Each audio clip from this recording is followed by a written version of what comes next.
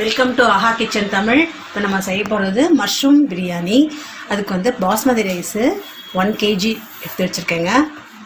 அப்புறம் மஷ்ரூம் வந்து ஒரு 2 பேக்கெட் மஷ்ரூமு, அதை பாருங்கள் 2 வாஷ் பண்ணிவிட்டு டபுளாக நம்ம இப்படி ரொம்ப குட்டியாக அறியாமல் டபுளாக அரைஞ்சி வச்சிடணும். நெக்ஸ்ட்டு 1 kg ரைஸ்க்கு 1/2 kg ஆனியன் வந்து நம்ம நல்லா நீட்டாக அரைஞ்சி வச்சுருக்கேன். அதுக்கப்புறம் வந்து 1/2 kg தக்காளியும் பாருங்கள் நீட்டாக இந்த மாதிரி அரைஞ்சி வச்சிடணும். அப்புறம் ஒரு 5 பச்சை மிளகா வந்து வாஷ் பண்ணி அப்படியே வச்சிடணும், கீரைலாம் வேணாம். நெக்ஸ்ட்டு ஒரு கட்டு நம்ம புதினா நல்லா வாஷ் பண்ணி பிழிஞ்சு வச்சிடணும். அப்புறம் 1/2 கட்டு வந்து கொத்தமல்லி நல்லா எடுத்து க்ளீன் பண்ணி வச்சிடணும். நெக்ஸ்ட்டு இஞ்சி பூண்டு பேஸ்ட் வந்து ஒரு 6 ஸ்பூன்ஸ் வந்து வரா மாதிரி இஞ்சி பூண்டு பேஸ்ட்டு நல்லா அரைச்சி வச்சிடணும். அதுக்கப்புறம் இது வந்து தாளிக்கிறதுக்கு ஃபஸ்ட்டு நம்ம 2 ஸ்பூன் வந்து சோம்பு வச்சிடணும். அப்புறம் இது வந்து இலை ஒரு 3 இலை இந்த மாதிரி பிச்சு வச்சிடணும். அதுக்கப்புறமா கடல் பாசி கொஞ்சோண்டு வச்சுக்கலாம். இது லவங்கம் ஒரு 8 லவங்கம், அன்னாசி பூ ஒரு 2, சுருள் பட்டை வந்து கொஞ்சம் பட்டை ஒரு 2 பட்டை இப்படி நீட்டாக வச்சிடணும். அதுக்கப்புறமா கரம் மசாலா பொடி வந்து 1 ஸ்பூன். நெக்ஸ்ட்டு மிளகாத்தூள், இது வந்து வீட்டிலே இந்த வெறும் மிளகாத்தூளுங்க. இதை பாருங்கள் 3 ஸ்பூன்ஸ் வெறும் மிளகாத்தூள், அதுக்கு 4 ஸ்பூன்ஸ் வந்து தனியாத்தூள் இந்த மாதிரி எடுத்து வச்சுக்கோங்க. பாருங்க இப்போ வந்து தாளிக்க போகிறோம். நம்ம டபராவில் பண்ண போகிறேன். டபரா வச்சாச்சு. நெய் வந்து ஒரு 3 ஸ்பூன் நெய் ஊற்றிருக்கேன். நெய்யில் தாளித்தா நல்லா வாசமாக இருக்கும் பிரியாணி. அதனால் தாளிக்கிறதுக்கு மட்டும் நம்ம நெய் ஊற்றிட்டு அதுக்கப்புறமா ரீஃபைண்ட் ஆயில் போட்டுக்கலாம். இப்போ சோம்பு போட்டேன். சோம்பு ஒரு 1 மினிட் நல்லா பொரிஞ்சதுக்கப்புறமா பட்டை, கடல் பாசி, லவங்கம் இதெல்லாம் போட்டுடலாம்.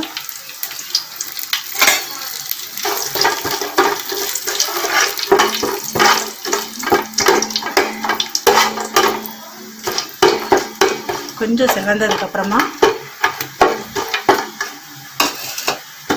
இன்னும் வெங்காயம் போடலாம்.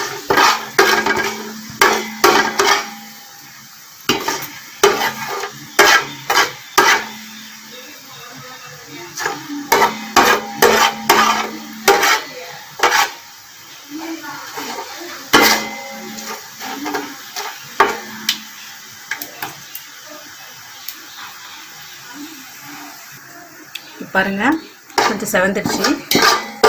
செவந்ததுக்கப்புறமா பண்ணணும் வெங்காயம் போட போகிறோம்.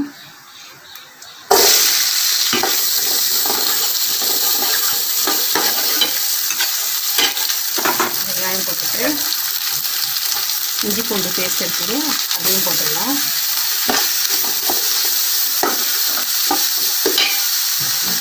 அப்போது எண்ணெய் வந்து பத்தாததுனால நம்ம ரீஃபைண்ட் ஆயிலில் கொஞ்சம் ஒரு 3-4 ஸ்பூன் ஊற்றிக்கிறோம். எண்ணெய் ஊற்றிட்டு இப்போ வெங்காயம் நல்லா செவக்கணுங்க. கொஞ்சம் டைம் எடுத்து ஒரு 10 மினிட்ஸ் டைம் எடுத்து நல்லா வெங்காயம் எந்த அளவுக்கு செவக்குதோ அப்போ தான் வந்து பிரியாணி டேஸ்ட்டாக இருக்கும். இது வந்து நம்ம பிரியாணியோட சீக்ரெட்டே இருக்காங்க.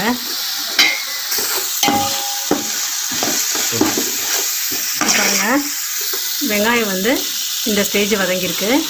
ஸோ இது வதங்கினதுக்கப்புறமா வந்து பச்சை மிளகாய் போட்டுருவோம், தக்காளியும் போட்டுருவோம்.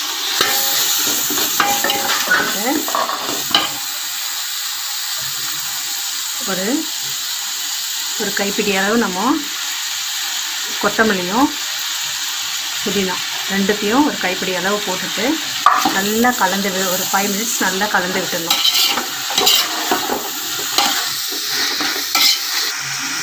இப்போ நல்லா வதங்கிடுச்சு பாருங்கள். வதங்கினதுக்கப்புறமா தக்காளி வதங்கிடுச்சு. இப்போது மஷ்ரூமை ஆட் பண்ணிக்கிறோம்.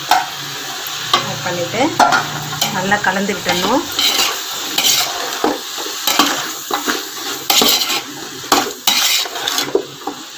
நல்லா கலக்கணும்.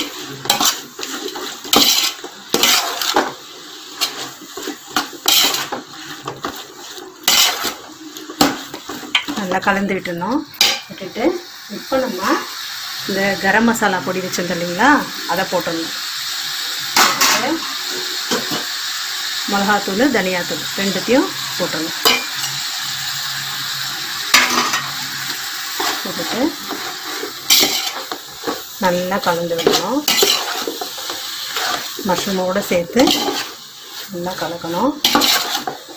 கலந்துட்டு இந்த ஸ்டேஜில் பாருங்கள், 1 கப்பு தயிர் பாருங்கள், கெட்டி தயிர் 1 கப்பு. இதை நம்ம போட்டுடணும். போட்டுட்டு இதை நல்லா கலந்துடணும். கலந்துட்டு இப்போ நம்ம டேஸ்ட்டுக்கு ஏற்ற மாதிரி கல்லுப்பு போட்டுடணும்.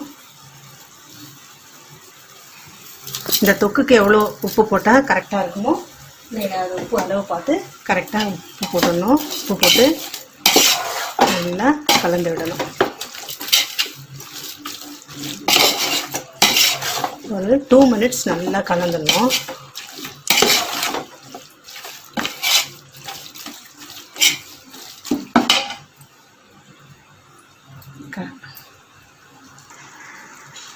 இப்போ மஷ்ரூமோடு நல்லா மசாலா கலந்துடுச்சு. இந்த ஸ்டேஜில் நம்ம போய்ட்டு அரிசியை ஊற வச்சுட்டு வந்துடலாம். இது பாருங்கள், அரிசி ஊற வச்சுட்டேன், நல்லா ஊறட்டும்.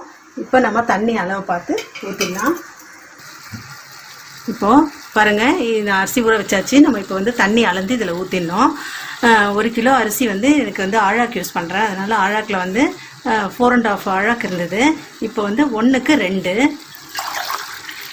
அதே இதில் அளந்து ஊற்றிடணும்.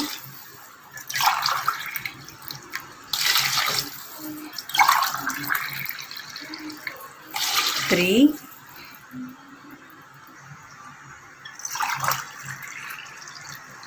4 5 6 7 8 ஆஃப் இருந்தது இல்லைங்களா, அதனால் 2 ஆஃப் தண்ணி நம்ம தேவை. அவ்வளோதான். தண்ணி இந்த மாதிரி கரெக்டாக அளந்து வைக்கணும். வச்சுட்டு நல்லா கலந்து விட்டுட்டு உப்பு டேஸ்ட்டு பார்த்துட்டு, காரம் வேணுன்னா உங்களுக்கு கொஞ்சம் கூட காரம் வேணுன்னா கூட நீங்கள் காரம் உப்பு டேஸ்ட்டு பார்த்து கொஞ்சம் காரம் போட்டுக்கலாம். டேஸ்ட்டு பார்த்துட்டு தட்டு போட்டு மூடி வச்சிடணும். இப்போ பாருங்கள், நான் உப்பு காரம் டேஸ்ட்லாம் பார்த்துட்டேன், கரெக்டாக இருக்குது. இப்போ இந்த ஒரு கொதி வர வரைக்கும் நம்ம இதை வந்து தட்டு போட்டு மூடிடலாம். ஒரு கொதித்த உடனே நம்ம அரிசி ஊற வச்ச அரிசியை வாஷ் பண்ணிவிட்டு போட்டுடலாம். பாருங்கள், நல்லா கொதிச்சிச்சு. இப்போ நம்ம ரைஸ் போடுறோம்.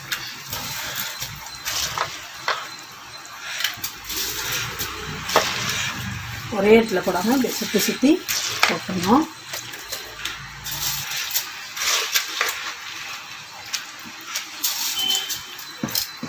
போட்டுட்டு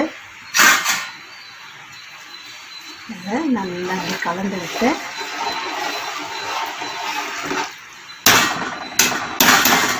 தட்டு போட்டு மூடிடணும். ஒரு 10 மினிட்ஸ் கழிச்சு தட்டை ஓப்பன் பண்ணி பார்க்கலாம், எந்த ஸ்டேஜில் சாதம் இருக்குன்னு பார்க்கலாம். பாருங்கள், இப்போ நம்ம பிரியாணிக்கு வந்து தயிர் பச்சடி தான் பெஸ்ட் சாய்ஸு. ஸோ தயிர் பச்சடி பண்ண போகிறோம். இது 1/2 லிட்டர் தயிர் வச்சுருக்கேன். தேவையான அளவு நீங்கள் உப்பு போட்டுக்கணும். தயிருக்கு கொஞ்சம் ரொம்ப உப்பு போடாமல், உப்பு கம்மியாகவே இருந்தால் நல்லா தான் இருக்கும். போட்டுட்டு பொடிசாக வச்சுருக்கேன் வெங்காயம், இது பொடிசாக நறுக்கி வச்சுருக்கேன். 4 மீடியம் சைஸ் வெங்காயத்தை நறுக்கி வச்சுருக்கேன், அதை போட்டுடலாம். அதுக்கு பச்சை மிளகா வந்து ஒரு 3 பச்சை மிளகா குட்டி குட்டியாக நறுக்கி வச்சுருக்கேன். அப்புறம் கொத்தமல்லி எல்லாத்தையும் ஒன்றா போட்டுடலாம்.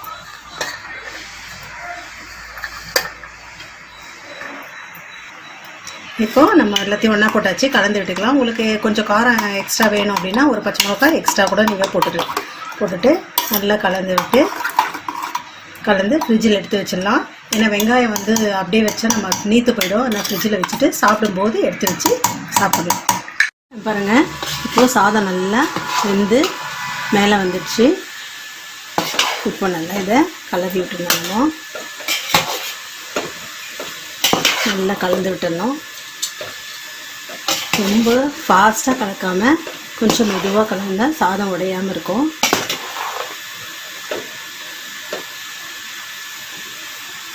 இப்போ 3/4 பாகம் வந்து நல்லா சாதம் வந்துடுச்சு. நம்ம இதை கலந்து விட்டுட்டு இருக்கட்டும். இப்போ தம் போட போகிறோம். நம்ம கேஸ் அடுப்பில் செய்யறதுனால பண்ணிவிட்டு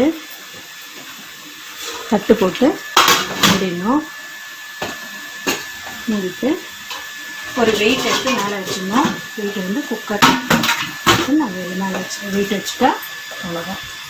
இப்போ ஒரு 5 மினிட்ஸ் கழிச்சு ஆஃப் பண்ணிடலாம். கேஸை சிம்மில் வச்சிடணும். 5 மினிட்ஸ் ஆயிடுச்சு. இப்போ நான் தம்மில் வந்து எடுத்துடுவேன்.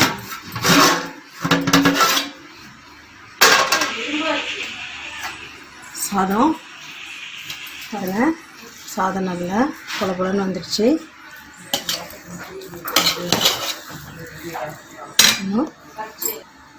இப்போ நம்ம மீதி வச்சுருப்போம் இல்லைங்களா, கொத்தமல்லி புதினாவும் அதை மேலே இப்படி தூவி விட்டுடணும். தூவி விட்டு மெதுவாக கலக்கணும். மெதுவாக கலரி விட்டணும். அதுதாங்க ரொம்ப டேஸ்டியான ஹெல்த்தியான மஷ்ரூம் பிரியாணி ரெடி.